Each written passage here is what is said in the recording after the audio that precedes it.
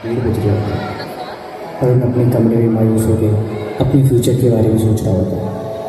इतनी मेहनत, इतनी कंपटीशन, कितना मुश्किल है यह सफ़र। कभी कभी तो हिम्मत भी नहीं होती आगे बढ़ने की। मेरी ज़िंदगी में क्या होगा, मैं कुछ कर पाऊंगा भी या नहीं? సరే, టైం పాస్కి ఒక కథ చెప్తాను వినండి. రామేశ్వరం అనే ఊరిలో ఒక పడవ నడిపేవాడు ఉండేవాడు. ఇంటి పట్టునే ఉండే అతని భార్య, 5 పిల్లలు. బాగా పేద కుటుంబం అయినా పిల్లల్ని ఎంత కష్టమైనా పడి చదివించేవాడు. ఆ ఇల్లాలు పాపం కడుపు మార్చుకొని